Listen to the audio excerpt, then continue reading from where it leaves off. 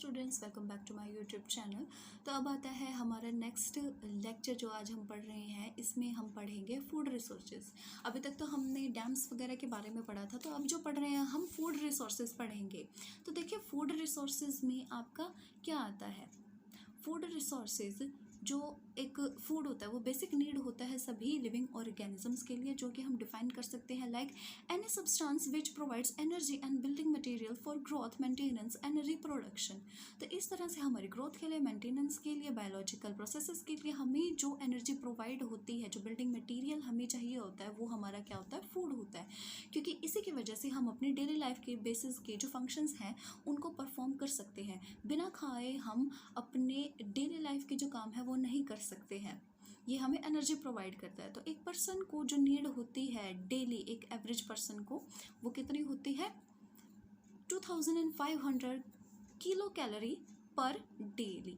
ठीक है, तो डेली बेसिस पे हमें इतनी कैलोरीज ज़रूरी होती हैं। इसमें हमारे जो इम्पॉर्टेंट बैलेंस्ड डाइट होती है उसमें हमारे मेटाबॉलिक एक्टिविटीज़ जो हमारी बॉडी की होती हैं उसके लिए जो मटेरियल चाहिए होता है वो हमें फूड से मिल जाता है। तो a diet which can provide materials for all metabolic activities of the bodies is called balance diet. तो इस तरह से ये बैलेंस डाइट होगी। देखिए, अगर आपके खाने में एक तरीके से जो हम खा रहे हैं उसमें आपके मेन इंग्रेडिएंट्स या एलिमेंट्स या फिर आपके न्यूट्रिशन नहीं है, तो वो जो आपका खाना है वो अंडर नरिश्ड चला जाता है। ठीक है, हमारे रिक्वायर्ड अगर एनर्जी पूरी नहीं हो रही है, रिक्वायर्ड कैलोरीज अगर हम अपनी बॉडी को प्रोवाइड नहीं करेंगे तो अंडर न्यूट्रिशन चला जाता है। और अगर एक तरीके से हमारी बैलेंस डाइट जो होती है उसके अंदर भी हम अपनी सारी की सारी चीज़ें, रिक्वायर्ड कैलोरीज अगर नहीं लेते हैं तो हम माल न्यूट्रिशन के शिकार हो सकते हैं, जिसे हम बोलते हैं डेफिशिएंसी ऑफ प्रोटीन्स। आपका एक तरीके से हो जाते हैं और इस कंडीशन को बोलते हैं क्वाशिओकर। ये रहा आपका। और आपका डेफिशिएंसी अब अगर प्रोटीन की हो जाए तो एज वेल एज आपकी एनर्जी भी रिड्यूस हो जाएगी इन अ वे। ठीक है, तो उसे बोलते हैं हम marasmus. Over feeding can result in obesity and cause disease. देखिए, अब ये तो हम माल न्यूट्रिशन की बात कर रहे थे, जिसमें हम आपका जो न्यूट्रिशन है, जो प्रोटीन्स अगर वो पूरी मात्रा में हमें बॉडी को नहीं मिल रहे हैं हमारे मेटाबॉलिज्म के लिए या फिर बायोलॉजिकल प्रोसेसेस के लिए, तो वो क्या है, आपका अंडर नरिश्ड है या फिर मेल न्यूट्रिशन है। बट अगर हम ओवर फीडिंग कर रहे हैं तो वो क्या कॉज करता है, ओबेसिटी एंड डिजीज कॉज करता है। आगे आता है आपका फूड रिसोर्सेज। फूड रिसोर्सेज में क्या है, जो plants can manufacture there on food. ये तो आपको पता ही है, जो प्लांट्स हैं वो अपना फूड खुद बनाते हैं और उसे हम प्रोसेस को क्या बोलते हैं, फोटोसिंथेसिस बोलते हैं। बट जो लोग होते हैं, जैसे हम हैं, मनुष्य हैं, वो अपना खाना खुद नहीं बना सकते। ये किस पर डिपेंडेंट करते हैं, प्लांट्स पर या अदर रिसोर्सेज पर, फूड के। तो इस तरह से मतलब the sources from where man gets his food are called food resources। तो हमें जहाँ से हमारा फूड मिलता है, खाना मिलता है, जिस पर हम एक तरीके से बेस्ड हैं अपने खाने के लिए, तो उसे बोलते हैं फूड रिसोर्सिंग। तो ये जो रिक्वायरमेंट है हमारे फूड की, ये नेचर हमारी फुलफिल करती आ रही है।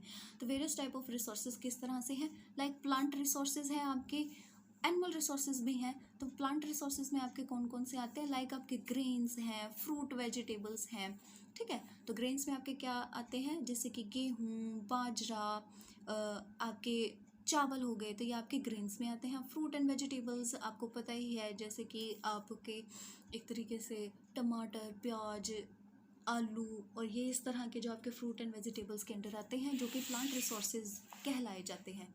अदर प्रोडक्ट्स हैं आपके, जैसे कि प्लांट्स हमें क्या प्रोवाइड करते हैं, other food items like spices, nuts and various herbs. तो आपके हर्ब्स एक तरीके से किस तरह की बात होगी, जो हमें जड़ी बूटी जो मिलती हैं उनको हम प्लांट्स से ही ले सकते हैं। स्पाइसेस हो गए, आपके मसाले हो गए, आपके ड्राई फ्रूट्स हो गए, नट्स हो गए, लाइक मूंगफली हो गई, आपके बादाम हो गए, ड्राई फ्रूट्स हो गए। तो इस तरह के भी वेरियस प्रोडक्ट्स हमें प्लांट्स से मिलते हैं। सेकंड है आपका एनिमल सोर्सेज। तो इसमें आपका क्या आता है, जो फूड रिसोर्सेज हमें एनिमल से प्रोवाइड होते हैं सप्लीमेंटिंग डाइट से, तो ये आपके किसके अंदर आते हैं, एनिमल सोर्सेज के, like livestock. Various animals are reared to provide meat, egg milk and other product. तो इस तरह के जब हम एनिमल से आपके फूड मटेरियल्स प्रोवाइड होते हैं तो इसको हम लाइव स्टॉक्स में लेकर आते हैं। तो आपके इंपॉर्टेंट एनिमल्स कौन कौन से, लाइक कैटल, जो जिससे एक तरीके से हम बीफ भी बोलते हैं, तो ये क्या करता है, मीट प्रोवाइड करता है, और डेयरी प्रोडक्ट्स भी होते हैं। पोल्ट्री में आपके मीट और एग्स आ गए। पिग प्रोवाइड, ये भी मीट के लिए। शिप भी आपका, शीप जो होती हैं। तो इस तरह से ये आपके क्या है, एनिमल रिसोर्सेज हैं। इसके आगे आपका फिशरी वाला भी आता है, फिशेस के लिए आता है। जैसे मतलब लोग कई जैसे केकड़े खाते हैं, सी फूड होते हैं, वो भी आपका इसी के अंदर ही आता है, जैसे रोहू, कैटला, मैगल। तो इस तरह के जो फूड हैं, जो कि फूड फिशेस में होते हैं, तो ये आपके फिशरीज के अंदर आते हैं, जो कि एनिमल रिसोर्सेज कहलाए जाते हैं, फूड रिसोर्सेज। उसके बाद marine resources. Marine water are full of food resources. A substantial portion of our protein need comes from the sea through capture fisheries. देखिए फिशरीज का तो हमने बता दिया, इसमें तो सिर्फ फिशेज आपके आती हैं फूड रिसोर्सेज में। जो मैराइन रिसोर्सेज हैं उसमें आपके सारी की सारी चीज़ें आ जाती हैं जो पानी के अंदर आपके होते हैं, एनिमल्स जो आपके सर्वाइव करते हैं। तो उनके ऊपर जो भी लोग अपना डिपेंड करते हैं फूड रिसोर्सेज के लिए, तो उन्हें मैराइन रिसोर्सेज बोलते हैं। आगे आता है आपका वर्ल्ड फूड प्रॉब्लम्स। देखिए वर्ल्ड फूड प्रॉब्लम्स में हम क्या करते हैं, जो इसका बेसिक ऑब्जेक्टिव होता है तो वो क्या होता है कि आपके फूड की जो सिक्योरिटी है, या फिर फूड आपका हर एक इंडिविजुअल तक पहुंच पाए एक डेवलप्ड सोसाइटी के लिए, तो उसको हम बोलते हैं आपका basic objective of world food problems. तो ये क्या है, आपका basic objective of any developed society is to ensure food security to all the individuals. Food security यहाँ से क्या मतलब है, not only sufficient food but access of the population to that food. तो एक तरीके से सभी को, सारी पॉपुलेशंस को आपको फूड मिल सके सफिशेंट मात्रा में, तो इस तरह से हम उसको आपका फूड सिक्योरिटी बोलेंगे। तो इस तरह से इसमें आगे आते हैं पॉपुलेशन एक्सप्लोजन, जो कि वर्ल्ड फूड प्रॉब्लम्स में है आपकी।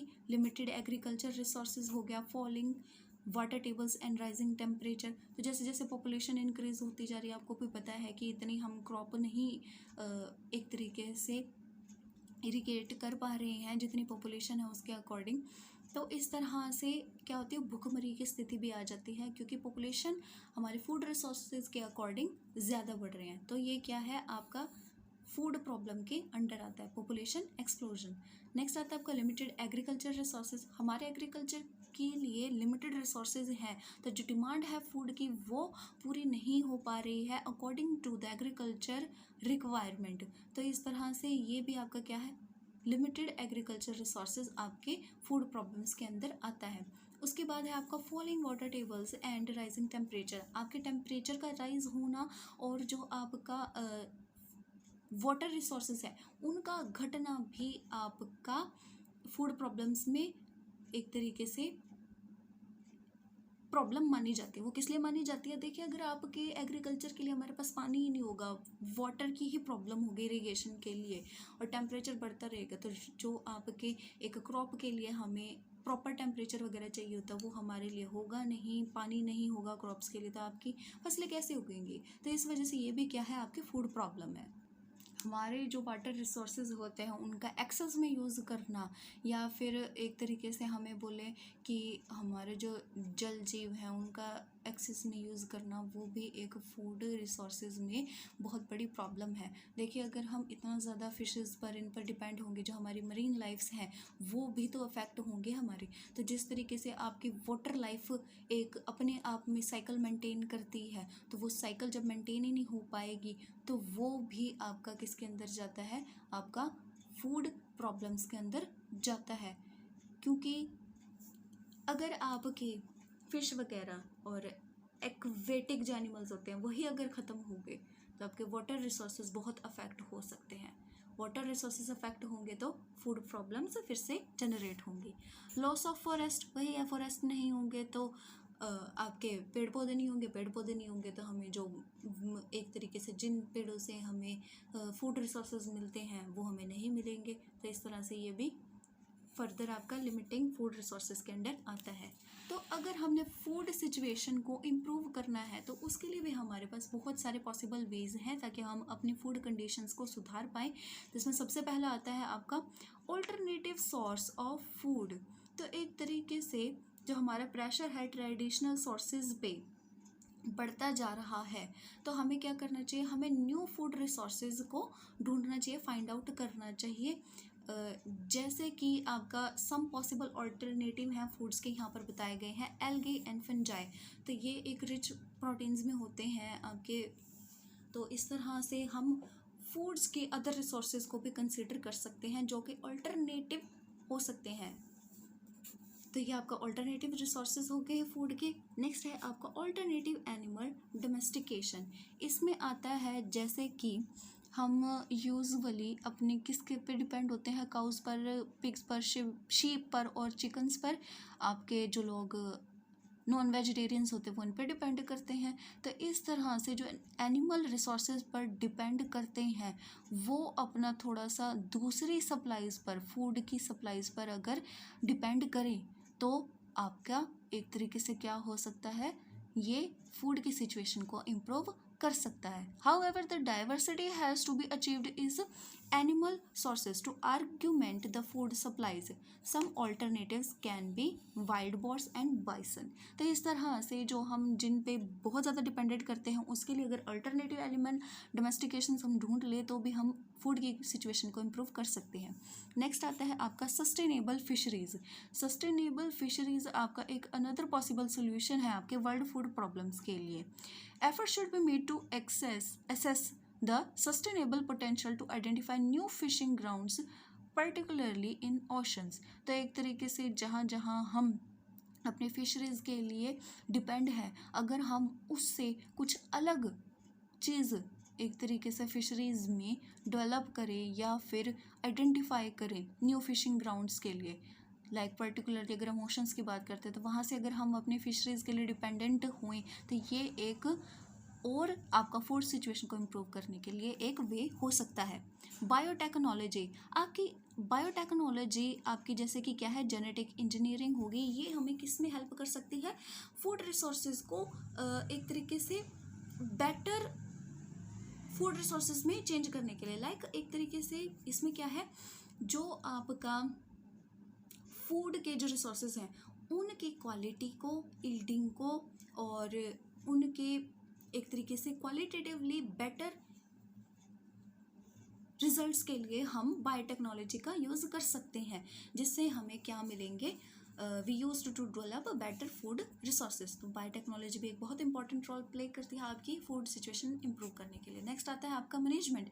बेटर मैनेजमेंट, अगर हम रिसोर्सेज जो हमें चाहिए उनकी फूड सिक्योरिटी के लिए अच्छे से मैनेजमेंट रखें तो हम अच्छे से एक तरीके से जो आपके फूड की कमी होती है उसको हम पूरा कर सकते हैं अगर हम ढंग की मैनेजमेंट से चलें। अगर हम ओवर एक्सप्लॉयटेशन ना करें और अपने फूड को, जैसे आपके खाने की जो मात्रा है, आपको अगर मैं मान लो घर की बात कर लूँ तो अगर आप उतना ही खाना बनाएं जितना आप खा सकते हैं या फिर अपनी प्लेट में उतना खाना लें जितना आप खा सकते हैं, उसको वेस्ट ना करें, तो भी ये एक इम्प्रूवमेंट होता है आपके फूड सिचुएशन के लिए। तो इस तरह से ये थे आपके फूड सिचुएशन को इम्प्रूव करने के लिए कुछ वेज। अगर हमारी जनता वेल फेड है, वेल फेड पॉपुलेशन अगर हमारी है तो ये क्या करता है, लिटरेसी इम्प्रूव करता है, मतलब एजुकेशन के बारे में बताया गया है वो भी इम्प्रूव होती है, क्योंकि अगर हमारे खाने में प्रॉपर हमारा न्यूट्रिशन लेवल मौजूद है तो वो हमें पढ़ने में भी तो मदद करती है। तो लिटरेसी रेट तो अपने आप ही इम्प्रूव होगा, हमारा इन्वायरमेंट सेफ हैंड्स में होगा हमारा, ठीक है, और हमारा जो प्रेशर है वो भी रिड्यूस होगा इन्वायरमेंटल रिसोर्सेज पे। तो इस तरह से एक वेल फेड पॉपुलेशन हमारा बहुत सारी चीज़ों में, सोसाइटी में बहुत हेल्प करता है। अब लाइक इम्प्रूव्ड लिविंग स्टैंडर्ड्स, अच्छी खासी आपकी वेल फेड पॉपुलेशन है तो वो लिविंग स्टैंडर्ड्स को भी इम्प्रूव करती है, जो हमारी डिजीज़ होती है, हेल्थ प्रॉब्लम्स होती है, उनको भी रिड्यूस करती है अगर हम अच्छे से न्यूट्रिशन अपने डाइट में लेते हैं, और जेंडर इक्वालिटीज़ को भी इम्प्रूव करती है। ग्रेटर पार्टिसिपेशन होता है आपके डेवलपमेंट एक्टिविटीज़ में। देखिए हमारे जो बच्चे हैं जिनके अगर हम बात करें तो उनके जो डाइट है वो प्रॉपर होनी चाहिए, ताकि उनकी जो ग्रोथ है, मेंटेनेंस है, बैलेंस है उनका बॉडी के अंदर, वो प्रॉपर चलता रहे। अगर बचपन में ही आपके जो बच्चे हैं अगर उन्हें अच्छे से न्यूट्रिशन नहीं मिले उनके ग्रोथ वगैरह के लिए, तो उनके सेहत पर बहुत असर पड़ता है। वो वीक भी हो सकते हैं, माल न्यूट्रिशन भी हो सकते हैं, और आपके उनके जो ब्रेन और बॉडी सिस्टम्स हैं, हमारे डाइजेस्टिव सिस्टम्स हो गए, रेस्पिरेटरी सिस्टम, एक्सक्रीटरी सिस्टम हो गए, तो इस तरह के जो हमारे बॉडी सिस्टम्स हैं, बॉडी पार्ट्स हैं, वो भी अफेक्ट हो सकते हैं अगर हमें प्रॉपर अमाउंट में आपके प्रोटीन्स और न्यूट्रिशन नहीं मिलता है तो। नेक्स्ट आता है आपका impact of modern agriculture on environment. देखिए जैसे जैसे आपकी पॉपुलेशन इंक्रीज़ होती जा रही है, तो हमारा एग्रीकल्चर की प्रोडक्शन को भी इंक्रीज़ करने के लिए प्रेशर बढ़ता जा रहा है। तो इसलिए हमारे जो ट्रेडिशनल एग्रीकल्चर प्रैक्टिसेस हैं वो इको फ्रेंडली हैं, तो अगर हम उनका यूज़ करते हैं तो बहुत वैसे तो अच्छा रहता है, बट हमारे जो क्रॉप प्रोडक्शन है वो उस पैमाने पर इंक्रीज़ नहीं हो पाती, तो इसलिए हम सिंथेटिक प्रोडक्ट्स जो होते हैं उनको यूज़ करते हैं, पर उनका जो यूज़ है वो मिनिमम होना चाहिए, क्योंकि उसकी वजह से हमारे सॉइल को बहुत नुकसान भी पहुंचता है। सॉइल्स आपकी किससे बनती हैं? एक तरीके से ऑर्गेनिक मैन्योर से बनती है, जिसकी वजह से आपकी जो सॉइल है वो आपकी उपजाऊ रहती है, फर्टाइल रहती है। तो एक तरीके से अगर देखिए हमें अपनी प्रोडक्शन बढ़ानी है तो हमें फसल को बचाना भी पड़ेगा बाहरी कीटाणु वगैरह से, इन सब चीज़ों से, जिसकी वजह से हम सिंथेटिक प्रोडक्ट्स भी यूज़ करते हैं। और अगर हम इको फ्रेंडली की बात करें तो उससे आपकी जो सॉइल है वो किस तरह की मतलब होती है, अच्छी बनती है, आपकी क्रॉप भी बहुत अच्छी होती है, जिसमें न्यूट्रिशन भी बहुत अच्छे लेवल का होता है, और जिसमें पेस्टिसाइड्स वगैरह यूज़ होते हैं देखिए वो हमारी सेहत के लिए भी अच्छे नहीं होते। बट हमारे मॉडर्न एग्रीकल्चर है वो इन्वायरमेंट में बहुत इफेक्ट पा रहे हैं, और वो आप भी जानते हैं कि किस तरह से पा रहे हैं, क्योंकि हमारे जो एग्रीकल्चर प्रैक्टिसेस हैं वो चेंज होती जा रही है, क्योंकि हम पेस्टिसाइड यूज़ कर रहे हैं, फर्टिलाइज़र यूज़ करते हैं, इरिगेशन सिस्टम यूज़ कर रहे हैं। तो हमें इस तरह के का आपका लेकर चलना चाहिए जिससे आपके इन्वायरमेंट पर कम से कम इफ़ेक्ट हो आपके मॉडर्न एग्रीकल्चर का। तो अब देखिए हम कुछ इफ़ेक्ट पड़ते हैं, जैसे कि हम मॉडर्न एग्रीकल्चर में क्या करते हैं, पेस्टिसाइड का यूज़ करते हैं। ये हम किस लिए करते हैं? ताकि आपका जो कीट कीटाणु है उनसे हम अपनी फसलों को बचा पाए, उनकी जो प्रोडक्शन है वो बढ़ पाए, आपकी फसल बर्बाद ना हो पाए। पर इन पेस्टिसाइड्स का आपके हेल्थ पर भी बहुत बुरा असर पड़ता है। जैसे कि अगर बात करें, जैसे हम फसल धोते हैं तो हम देखें उसके लिए तो पानी तो चाहिएगा, तो आपकी जो वाटर बॉडीज़ होती हैं वो पोल्यूट होती हैं पेस्टिसाइड से, एक तरीके से हमें धोनी तो पड़ेंगी। अब देखिए अगर आप फसल को धोएंगे तो आपकी मिट्टी में भी पानी जाएगा, तो वो पेस्टिसाइड जो है आपका मिट्टी के अंदर भी जाएगा, तो मिट्टी के अंदर जाएगा तो वो क्या करेगा, हानिकारक एक तरीके से जो फसल है वो ही उगेगी हमारी, तो वो हमारी हेल्थ को बहुत नुकसान पहुंचाती है, जो कि एक इम्पैक्ट है आपका पेस्टिसाइड्स का। तो pollution increase the loss of untargeted organisms, एक तरीके से आपके जो ऑर्गेनिजम्स होते हैं जो हमें आपके उसमें चाहिए भी होते हैं, आपकी फसल में जो चाहिए भी होते हैं, इंपॉर्टेंट भी होते हैं आपके कुछ आपके लाइक इन्वायरमेंट में आपके, तो वो जो आपके नेसेसरी ऑर्गेनिजम्स हैं वो भी आपके क्या हो जाते हैं, उन पेस्टिसाइड से ख़त्म हो जाते हैं। जो आपके हानिकारक हैं वो तो ख़त्म होते होते हैं, जो ज़रूरी है वो भी ख़त्म हो जाते हैं। तो लॉस ऑफ अनटारगेटेड ऑर्गेनिज्म भी इसमें हो जाता है। उसके बाद आता है आपका सुपर पेस्ट। पेस्ट जो है वो क्या करते हैं, आपका एक तरीके से आपको पता ही है कि उसके लिए पेस्ट को हटाने के लिए हमें क्या करना पड़ता है, पेस्टिसाइड्स यूज़ करने पड़ते हैं, जिसकी वजह से वही सेम अगेन वही प्रॉब्लम है कि आपके क्रॉप्स बचते तो हैं कीटाणुओं से, पर अपने आप में वो हानिकारक जहर भी होता है। The pest are developing resistance to the pesticides resulting in origin of so called super pest. अब आता है आपका बायोमैग्निफिकेशन। इसमें क्या है, आता है आपका the pesticides remain in the food chain and get magnified and they cause diverse effect on the human health। भाई ये देखिए अगर सॉइल में अगर वो चीज़ जाएगी तो अगली क्रॉप के लिए भी आएगी जो फूड चेन में एडेड होती जा रही है, जो कि एडवर्स इफेक्ट आपकी ह्यूमन हेल्थ पर पाते हैं। आगे आता है आपका impact of high yielding varieties like GM crops. तो आपकी फसल को बढ़ाने के लिए, फसल की यील्ड को बढ़ाने के लिए जो फार्मर्स है, जो किसान है, आपका हाई यील्डिंग वेराइटीज़ यूज़ करते हैं। लाइक आपका वही फर्टिलाइज़र, पेस्टिसाइड्स हो गए और एक्सेस ऑफ वाटर हो गए, जो कि हमारे क्या करते हैं, एक तरीके से मॉडिफिकेशंस कर देते हैं आपके क्रॉप्स में, ताकि आपके क्रॉप्स बढ़ती रहे, जो कि एक अट्रैक्टिव ऑप्शंस होता है फार्मर्स के लिए। इससे हमारा क्या बढ़ता है, मोनो कल्चर बढ़ता है और प्रेशर बढ़ता है सॉइल के ऊपर, जिससे आपके जो सेलेक्टिव न्यूट्रिशन है उनकी भी डेफिशिएंसी आपके सॉइल के अंदर कोज होती है और फसलों के अंदर भी होती है। फसल तो अच्छी बनती है, पर आपको उस फसल को काट कर उसके बाद जब दोबारा फसल लगाओगे तो जो सॉइल है उसकी जो फर्टिलिटी है वो तो डिक्रीज हो गई ना, वो उतनी थोड़ी रहेगी जितनी आपने पहली फसल में लगाई थी। तो इस तरह से अगर आप फसल की मात्रा को बढ़ाते रहोगे हर एक लेवल पर, तो आपकी मिट्टी की गुणवत्ता खत्म होती जाएगी, जो कि इम्पैक्ट पाती है इन्वायरमेंट पर। आगे आता है आपका यूज़ ऑफ मैकेनाइज्ड फार्मिंग। आपके एडवांस टेक्नोलॉजीज़ को जब हम अपनी फार्मिंग में यूज़ करते हैं तो हमारे उसमें आपकी फसलों का जो एक तरीके से प्रोडक्शन होता है वो इंक्रीज़ होता है, पर उन इंक्रीज़ के लिए जो हम अपने मशीनरी यूज़ कर रहे हैं उसका एटमॉस्फेयर पर बहुत गलत असर पड़ता है। लाइक आपका पोल्यूशन तो बढ़ता ही बढ़ता है। अगर जैसे मान लीजिए हम ट्रैक्टर वगैरह की बात करें या फिर आपके जनरेटर्स की बात करें, तो उनसे क्या है, पोल्यूशन तो बढ़ता ही है। तो इस तरह से अगर हम मैकेनाइज्ड फार्मिंग करते हैं तो वो हमारे एटमॉस्फेयर में पोल्यूशन इंक्रीज करती है। नेक्स्ट है आपका इम्पैक्ट ऑफ केमिकल फर्टिलाइजर्स। देखिए, अब केमिकल फर्टिलाइजर्स के बारे में मैं काफ़ी चीज़ें आपको बता चुकी हूँ, तो इसमें सिर्फ एक चीज़ है आपको जो पता होनी चाहिए कि आपका जो मोस्ट जो केमिकल्स फर्टिलाइजेशन होता है, जब वो वाटर बॉडीज़ के अंदर चला जाता है तो एक प्रॉब्लम कॉज करता है जिसे हम यूट्रोफिकेशन बोलते हैं। मतलब इसका वाटर बॉडीज़ पे, क्रॉप्स पे तो इफेक्ट पड़ता ही पड़ता है, सॉइल पे तो पड़ता ही पड़ता है, पर ये अंडरग्राउंड वाटर में जाकर भी सेवरल इफेक्ट पाती है ह्यूमन हेल्थ के लिए, क्योंकि ये वाटर बॉडीज़ को पोल्यूटेड करता है या फिर सेवरली अफेक्टेड करता है। तो इस तरह से आपका इम्पैक्ट ऑफ केमिकल फर्टिलाइजेशन है, जिसे मैं काफ़ी बार आपको पहले भी बता चुकी हूँ। इसके बाद आता है आपका इरिगेशन फैसिलिटीज़। इसमें आपका क्या आता है, बेटर वाटर सप्लाईज को फार्मिंग के लिए, अच्छी फार्मिंग के लिए यूज़ किया जाता है। इस चीज़ के लिए हम क्या करते हैं, जो ट्यूबवेल्स होते हैं उनको डीपर डग करते हैं, एक तरीके से बहुत गहरे ट्यूबवेल्स को बनाते हैं, जिससे कि हमारा जो वाटर ग्राउंड है, जो अंडरग्राउंड वाटर है हमारा, वो डिप्लीट होता रहता है और उसको रिचार्ज होने के लिए प्रॉपर टाइम तो मिलता नहीं है, क्योंकि हमारी फसलें इतनी ज़्यादा पॉपुलेशन के लिए हमारे इंक्रीजमेंट हो रही है फार्मिंग में कि आपका जो ग्राउंड वाटर है वो लगभग ख़त्म होता रहता है, डिक्रीज़ होता रहता है, और हमारा जो वाटर लेवल है वो रिचार्ज अपने आप में नहीं हो पाता है, क्योंकि उतनी हिसाब की बारिश तो होती ही नहीं है। अब बारिश तो अपने हिसाब से होएगी ना, वो इस तरह से थोड़ी है कि आपको जितनी चाहिए उसके हिसाब से होगी, वो तो डिपेंड करता है आपका कि मौसम किस हिसाब का है। तो इस तरीके से आपका जो ग्राउंड वाटर है वो भी बहुत इफेक्ट होता है इरिगेशन फैसिलिटीज़ के अकॉर्डिंग।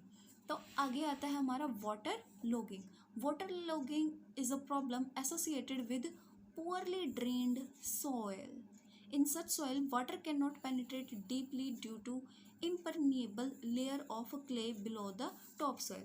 देखिए, अब इसका क्या मतलब है, आपका वाटर लॉगिंग एक प्रॉब्लम है जो कि drained soil, poorly drained soil की कैटेगरी में आती है। तो आपका क्या होता है, जो वाटर होता है वो सॉइल से नीचे नहीं जा पाता, डीपली पेनिट्रेट नहीं कर पाता, और उसका आपका रीज़न है कि आपकी एक ऐसी लेयर बन जाती है मिट्टी की, जिसे हम क्ले बोलते हैं, जो कि आपका पेनिट्रेट नहीं कर पाते या फिर उसको पार नहीं कर पाते। तो इसलिए आपका जो वाटर है वो नीचे तक नहीं जा पाता। इस वजह से आपकी जो फर्टिलिटी है, प्रॉब्लम्स है, वो भी बहुत बढ़ती है। तो आपकी जो प्रॉब्लम्स है वो further deteriorated with modern agriculture irrigation facilities which are practice without taking into consideration the water drainage capacity of soil. तो एक तरीके से हम अगर इस चीज़ को नहीं सॉल्व कर पाते कि आपका जो वाटर है वो नीचे तक जा पाए, तो जब रूट्स तक ही नहीं पहुंच पाएगा अच्छे से, ऊपर वाली टॉप सॉइल में ही रह जाएगा, नीचे तक अच्छे से पहुंच ही नहीं पाएगा, तो आपकी जो फसल है उस तक पानी ही नहीं पहुंच पाएगा, अच्छे तरीके से पानी नहीं पहुंच पाएगा तो आपका जो फसल है वो भी अफेक्ट होंगे। तो इस तरीके से हमें जो ड्रेनेज कैपेसिटी है एक सॉइल की, उसको भी कंसिडरेशन में लेकर आना चाहिए, ताकि आपका सॉइल में वाटर कंटेंट इतना अच्छे से तरीके से प्रोड्यूस हो कि आपकी फसल अच्छी बन सके। अब देखिए, अगर वाटर ही नहीं आपका नीचे तक जा पा रहा है सॉइल में, तो एयर कहाँ से जाएगी? आपकी एयर भी नहीं जा पा रही है, एयर भी नहीं जा पा रही है, और आपका वो क्या नाम है, वाटर भी नहीं जा पा रहा है, जिसकी वजह से आपकी जो सॉइल है वो प्रॉपरली फर्टाइल नहीं मानी जाती, जो कि हमें अच्छे तरीके से फसल नहीं दे पाएगी, जिसे हम बोलते हैं वाटर लॉगिंग। इसके बाद आता है आपका सैलिनिटी। सैलिनिटी एक आपका क्या है, एक्सेस ऑफ सॉल्ट्स जब आपके सॉइल के अंदर प्रेजेंट होते हैं उसे हम सैलिनिटी बोलते हैं। और ये किस वजह से होती है? आपका अगर हम जो ट्री पॉपुलेशन है उनको क्रॉप्स से बहुत ज़्यादा रिप्लेस कर दे, तब ये प्रॉब्लम आपकी आती है।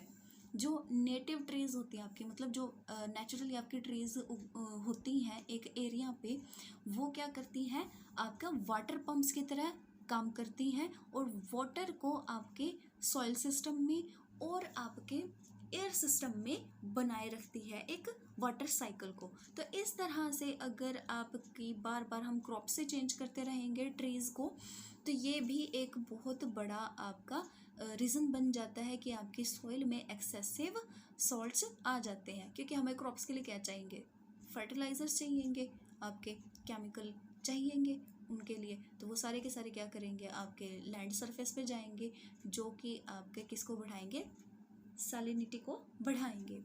As a result water table comes closer to land surface carrying salt with it. तो इस तरह से आपकी जो वाटर टेबल है वो लैंड सरफेस के क्लोज आ जाएगी और आपका क्या होएगी, जो आपके टॉप लेयर है उस पर सॉल्ट्स इंक्रीज हो जाएगा सॉइल की वाली पे। It enters the plant root zone and retards their growth. तो जो आपका वाटर टेबल में जो सॉल्ट्स था वो जब सॉइल पर ऊपर आ गया है, तो उससे आपके जो प्लांट्स हैं उनके जो रूट्स हैं उसके अंदर जब भी ये आपका एक्सेस ऑफ सॉल्ट चला जाता है तो वो उनकी ग्रोथ को अफेक्ट करता है, जिसे हम ड्राई लैंड सैलिनिटी बोलते हैं।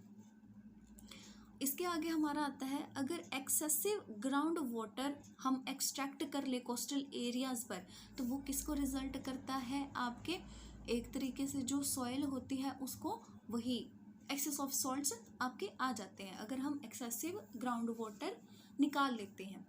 ठीक है, तो हमें ग्राउंड वाटर को भी मेंटेन करने के लिए बहुत सारे कदम उठाने चाहिए, ताकि हमारे सॉइल की फर्टिलिटी बनी रहे, हमारे वाटर रिसोर्सेज सही रहे, हमारे क्रॉप प्रोडक्शन के लिए हमें वाटर मिल सके, हमारा जो वाटर साइकिल है वो भी बना रहे, मेंटेन रहे नेचुरली। तो इस तरीके से ही आपके बहुत सारे पॉइंट्स यहाँ पर आते हैं। नेक्स्ट आता है आपका over exploitation of ground water resources to meet irrigation demands also causes salinity. तो इस तरह से आपके सैलिनिटी के बहुत सारे आपके यहाँ पर इम्पैक्ट बताए गए हैं। अब आता है ओवर ग्रेजिंग इम्पैक्ट। अगर एनिमल्स जो हैं आपके बहुत ज़्यादा रिक्वायरमेंट से आपके वो कर लेते हैं, ग्रेजिंग कर लेते हैं, तो इसका क्या होता है, आपकी सॉइल पर बहुत इफ़ेक्ट पड़ता है। क्योंकि अगर वो घास को सारा का सारा ले लेंगे, खा लेंगे, तो आपकी जो सॉइल है वो क्या हो जाएगी, एक तरीके से वहाँ पर जो फर्टिलिटी मान लो या फिर जो वाटर मान लो, उसका कंटेंट कम हो जाता है। क्योंकि आपके प्लांट्स सॉइल को भी प्रोटेक्ट करके रखते हैं और वहाँ पर वाटर कंटेंट को भी मेंटेन करके रखते हैं। तो इसी वजह से हमारी पॉपुलेशन अगर इंक्रीज़ होती है तो उसकी वजह से हमारे लिव स्टॉक भी इंक्रीज़ होते हैं, जिससे हमें एनिमल्स को एक तरीके से चरने वगैरह के लिए हमें क्या करना पड़ता है, उनको उन लैंड्स पर लेकर जाना पड़ता है जहाँ पर वो अपना खाना ले सकें, जैसे कि घास वो खा सके। पर इसका भी आपका इम्पैक्ट आपके नेचुरल हेल्थ उस पर नेचर पर पड़ता है, इन्वायरमेंट पर। एक तरीके से अगर एक एक्सटेंट तक देखा जाए तो आपका ग्रेजिंग ठीक भी है, बट अगर ओवर ग्रेजिंग हो तो ये हार्मफुल होता है और जो वेजिटेशंस हैं उनको इस तरीके से ख़राब करता है कि उनको दोबारा रिपेयर नहीं किया जा सकता। तो इसमें आपका एक आता है जैसे degradation of land. Over grazing की वजह से आपका जो लैंड है वो ख़राब हो जाती है और सॉइल इरोजन बढ़ जाता है। सॉइल इरोजन मतलब जो आपकी टॉप मोस्ट लेयर होती है आपके सॉइल की वो ख़राब हो जाती है, उसकी क्वालिटी रिड्यूस हो जाती है, डिग्रेडेड सॉइल आपकी हो जाती है और लैंड आपकी ख़राब हो जाती है। तो इस तरीके से डिग्रेडेशन ऑफ लैंड भी एक बहुत बड़ा इसका इम्पैक्ट है ओवर ग्रेजिंग का। दूसरा आता है आपका लॉस ऑफ डाइवर्सिटी। एनिमल जो ग्रेज करते हैं कुछ प्लांट्स को, पर्टिकुलर प्लांट्स को, तो उसकी वजह से क्या होता है हमें कुछ स्पीसीज का लॉस हो जाता है। जैसे कि एक तरीके से इस चीज़ को मैं कैसे बताऊं, मतलब अगर ओवर ग्रेजिंग होती है तो वो डाइवर्सिटी पे बहुत इफेक्ट पाती है। और इसी तरह से आपके ये थे इम्पैक्ट ऑफ ओवर ग्रेजिंग। तो आज का लेक्चर यहीं तक है आपका।